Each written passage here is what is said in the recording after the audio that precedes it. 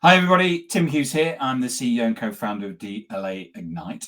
With me today, I've got Nick Glimsdahl, and we're going to be talking about his book, which is called The Heart of Service, a Blueprint for Human-Centric AI in Customer Service.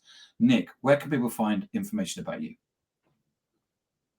Well, the easiest way to go is to go to LinkedIn and just type in my name, Nick Glimsdahl. And then in order to find the book, you can actually just type in theheartofservice.com and it'll pull directly into the Amazon section, or you can just search for The Heart of Service on Amazon. You should be able to find it there. And you've also got a podcast, haven't you, called Press One for Nick? Yeah. Have interviewed, 350 some guests, anywhere from international hostage negotiators to people who ran Magic Kingdom at Disney, Chick-fil-A, Zappos, etc., and then friends along the way. And that was a lot of fun. Excellent. And when I say press one for Nick, it's the number one, not ONE anyway. So Nick, I've read your book. It's really interesting because you've written it as a novel. Yeah. And we have a slight second delay or something on the conversation today, Nick. So just bear with us. So you've written it as a novel. So it's not a textbook. It's actually a story, isn't it? Based around Chloe Chen, who's a contact center leader. Why don't you give us talk us a little bit about what inspired you to write it and why you wrote it in that particular way? Yeah, I think, going back to me interviewing all of these people, and they all have really good books, or I would say 50% of the people were already authors, and, it's 10 reasons why you should be like Zappos, or here's 15 reasons on to create the best customer experience possible. And I think those are all good books. And I don't want to knock anybody to put out content. But for me, there wasn't somebody who wrote a story about customer service or customer experience. Plenty of other business books that have storytelling in them. And I think for me, I wanted people to read the book and see themselves in the story. And as I'm going through that story, I'm taking all of the knowledge that I've had with customers, with prospects, with friends. And I tried to bring a lot of those stories into the book, because it's not just about the tech. It's not just about it is about the people. It's to get buy-in from the executive team. So there's a whole journey through this process. It's a big change management process, or the front line is saying, why are you trying to take all of my job with AI? And so there's a bunch of back and forth throughout that process. And, for me, I really love storytelling. And so it was a challenge for me to make that work. But probably the biggest challenge that I had was, let's say on chapter 18, I'm thinking through something and I'm like, oh man, I should really add that in chapter 18. I think that would really, really make the book pop a little bit, or it would portray this specific character in the story in this way that I want it. However, now I got to figure out in chapter 2 and chapter 6 and chapter 8, where can I add that little nugget to make it work? Because it's actually in the story. Because when I started reading it, I thought it was going to be everything was going to be lovely, but actually it's a story where it's very, very true to life, isn't it? Which is where it's not all linear and everyone's basically having a great time. You take them through a process where they make mistakes, or they lose the data. I don't want to give too much away. And it's just so true to life, because how do we get these people on board? Because they're all sitting there in a room going like this. You're taking our jobs away. Why would I do it? So you've really got all the nuances in terms of the problems that people were going to have, and put it through the story. I thought that was really epic how you did that. Yeah, thanks so much. I think life isn't about pixie dust and fairy tales. And I think that I wanted to do a pretty good job of portraying that, and neither on the front line where people are not happy taking their jobs. You're like, you know what? I'm not trying to take your job. I'm actually trying to make it easier. And at the very beginning, Chloe didn't go about being a technology first mindset. She was trying to interview the front line, and the front line saying, why are you here? Nobody's actually asked us these questions. And then, she gets executive buy-in, at least from the C-suite, to build a pilot. And she also has to go to the board and actually present her findings. She's got to build a team along the way. And the team is saying, I don't want to be part of this. And it's already failed once. And so why would I want to be part of this journey? And so I tried to think through scenarios, and it probably wasn't the smorgasbord of misfits, but it was as real life as I could make it. Yeah, I think there's you're quite right in terms of putting the team together, and they're all going like, well, why would I want to expend my political capital on this when it failed last time? It will fail again. Exactly. So you say AI should amplify humanity, not replace it. What does a truly human-centric AI strategy look like in practice for customer service teams? Yeah, the one thing that I always try to think of is, yes, I sell technology. I help organizations deliver on outcomes. I think too often than not, consultants, manufacturers tend to be technology led, not human center led, and saying, what is the outcome that we're hoping to achieve? What's the expectation of the consumer? Have actually gone through and eat had my own dog food in this process of the consumer journey, and then what is that frontline agent experience? There's been some horror stories that people will come to us and saying, hey, we tried to implement this technology work. And what just didn't work is they didn't actually care about the entire holistic conversation of that agent, of the consumer. And then they're just focusing on the C-suite's outcomes. That's not going to be a great experience for everybody. You think of some of the mundane tasks that these agents have to go through or answer 10, 15, 20 times a day. What's my balance? I need to reset my password. I need to change this address. I need to update my credit card information. I need to make a payment. Like whatever all of these predictable actions are, Tim, if you were a contact center agent, you're 6, 7, 8 steps ahead of that consumer. And sometimes you're going to get impatient. Sometimes you're going to be like, you know what? I just need you to solve this problem. So I might just interrupt you so that we can get to the problem quicker. And there's zero empathy in that moment. And really, you could be calling into a dinner and they're saying, Tim, your call is very important to us. Your wait time is 15 minutes. And the last thing that Tim wants to do is wait on hold for 15 minutes. And so you could provide him with an option, say, if you're here to make a payment, like press 1. If you're here to, the last time you called, it was about this specific topic. Your package is set to arrive at this time, or your CPAP machine is on order, or you can reorder your CPAP machine in 18 days. Would you like us to send a text? So there's all sorts of things that you can do to create a great experience, but make sure that the human's involved in that journey. What's the biggest misconception leaders have about bringing AI into customer service, and what's the cost of getting it wrong? So the misconception for AI leaders is it's going to solve everything, right? C-suite sometimes is focusing more on driving human efficiencies, that they're not focusing on delivering on the experience. Some are more focused on reducing headcount than they're actually solving driving efficiencies and creating a better experience.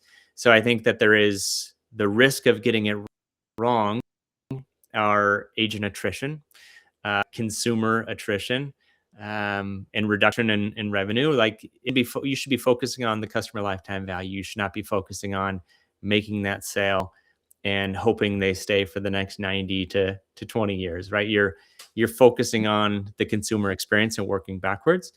But don't just add AI and hoping that taking the sales reps marketeering is gospel, and then in 6 months to 12 months that it's not the right fit, and then blaming the technology because you didn't potentially ask the right questions. It is a process, right? You have to be able to see past past that marketeering and looking into that Pandora's box and saying, tell me more about X and what you can solve for, and let's dig into that. And even some of the book, when they're interviewing the vendors, they're asking harder questions than the vendors were used to. And the vendors kind of got past that marketeering and they kind of panicked a little bit. And so I would say that's probably my answer for that one. In the book, you talk about trust as a foundation of customer experience. How can AI actually build trust rather than erode it?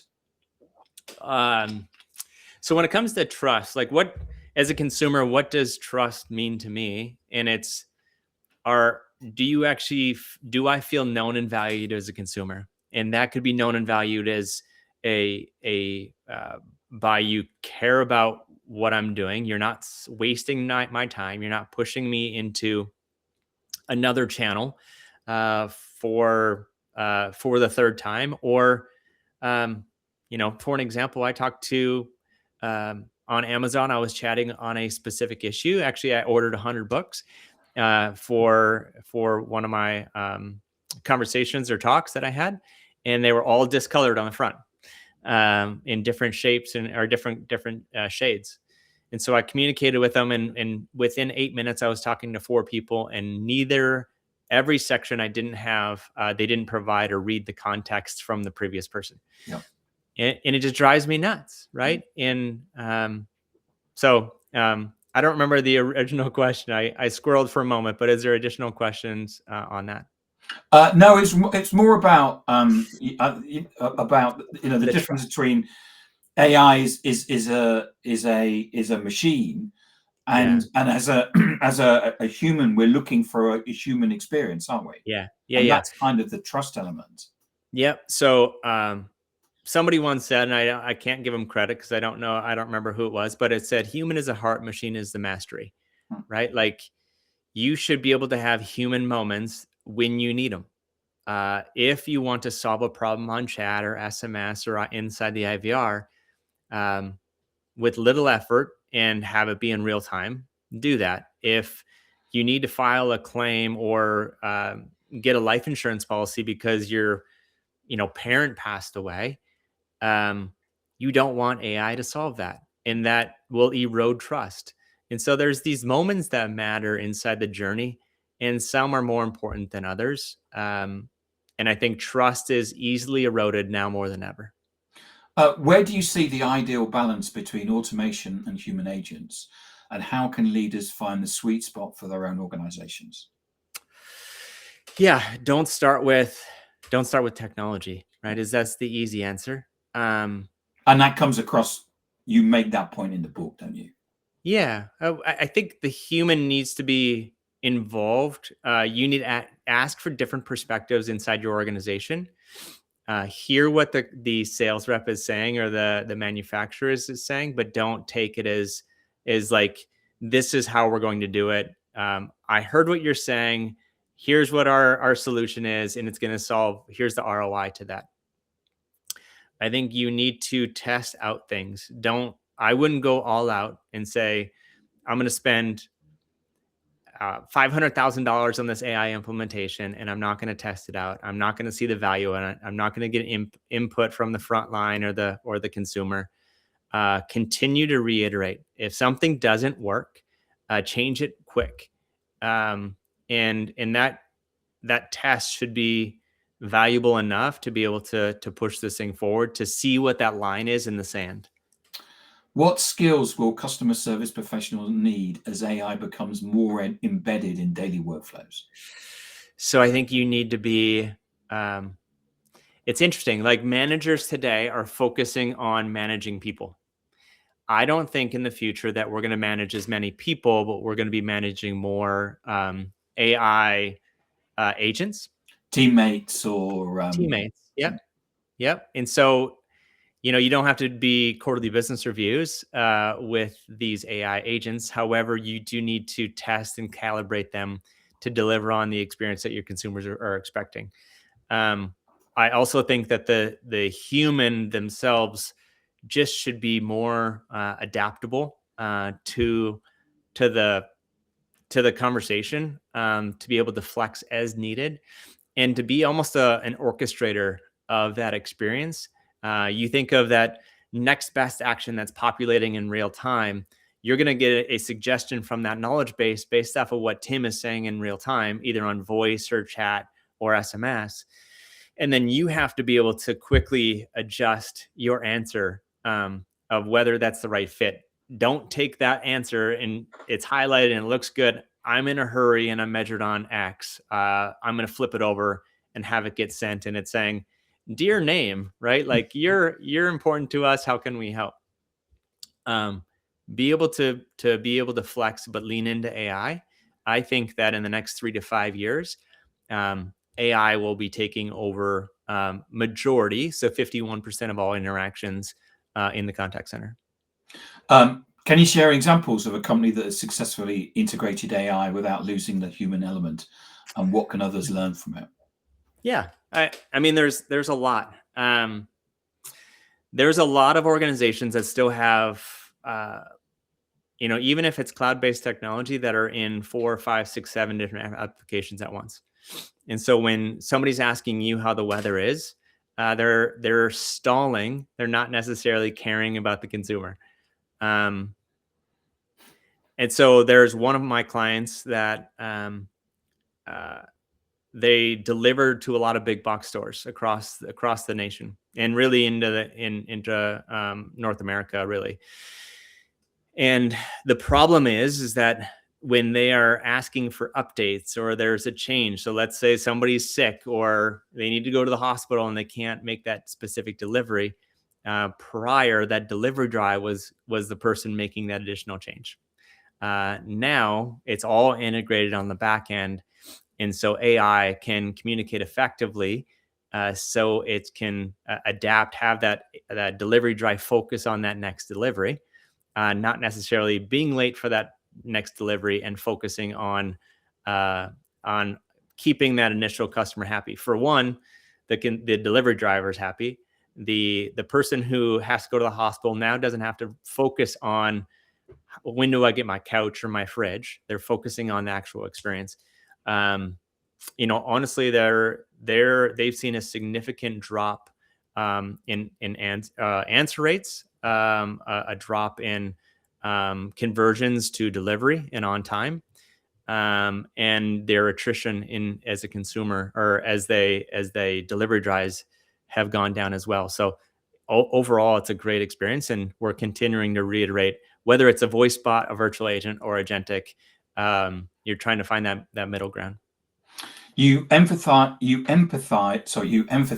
empathy throughout the book. Yeah. How can AI systems be designed to support rather than simulate empathetic service? Yeah, it's really hard as an AI, at least today, to simulate, to pretend to be empathetic, and I think it feels fake. I can't even pronounce it. So right. And so, as a if you feel, what you could do is, if you see the sentiment of the conversation going up and down, and AI can measure that, or they can hear what words are being said, and create different moments, and it could get pushed to a human. If somebody is beyond ticked off, it could go to a human experience, and that human reviews it. It could get a summary of the interaction that's happened to date, and immediately jump in and try to solve or save that conversation, so it ends in a positive sentiment, and the issue is resolved. If that isn't the case, and you're just being fake and AI, and honestly, like, humans can do that too. There could be somebody who is not very empathetic. Yep. And they're just very black and white, and this is how it goes, and this is the way we've always done it. And if you don't like it, sorry, go find another company. And so I think there's moments where there's humans that have great empathy. There's also AI that can hear the empathy, or that needs to be empathetic, and getting pushed to that human experience. And Nick, very quickly, what are the early warning signs that a business is slipping into cold automation and losing the heart of its service? Oh man, if you are focusing on, if you're not reiterating, if you're not calibrating the actual experience, I was talking to a buddy the other day, and I said, he was kind of asking a similar question. I said, you think of going into the ocean, and you slowly start getting into the ocean, and you can feel the current pulling you in, and slowly pulling you through that process. It doesn't happen all at once, right? But every single week that goes by and you haven't continued to look at what that experience is of that journey, the further away you are to delivering the experience that the consumers are expecting. And so I would say, don't wait until once a month, once a quarter, once a year to say, hey, now how are we doing? Like taking the pulse of the consumer and of the agent, and doing a pulse check if it's a quick survey, looking at the sentiment, looking at transcripts, looking at topic spotting throughout the process to see where that experience is laying flat. Did you talk because Chloe in your book does that's one of the first things she does, isn't it? Is actually go to the agents and do a review. Yep. And they're going like, no one's ever asked us or our opinion before. Yeah. Honestly, they're a bit taken back because they're like, why are you actually caring for me? What's in it for me? And what are you trying to get out of this? And she almost is diffusing the situation and saying, I haven't even brought technology in. I'm here to start with you. And they're like, wait a second, like what? I don't get it. What's the trick? Yeah. Nick, thank you so much for coming on today and talking about your book, The Heart of Service, a blueprint for human-centric AI and customer service. Really enjoyed it. If I wanted to get a copy, where can I get one from?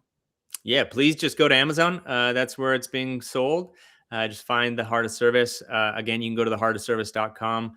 Directly right to the site. If you can't find it, contact yourself, and you could direct them, or they can message me on LinkedIn, and I'll point them in the right direction. I just searched Nick Glimsdahl on Amazon just before we came on and found it. So if they search your name, they'll definitely find it. And if I wanted to find out about your podcast or about you, where can I go? Yeah, so for the podcast, I always recommend, I like the video. Go to YouTube and you could search for press 1 for Nick, the number 1 for Nick. You can go to all podcasts, so Apple, Spotify, etc. It'll all be populated there. And then find me on LinkedIn. I'm out there writing content and getting as much value as much as I send it. Nick, thank you so much for coming on and talking about your book and about AI in customer service.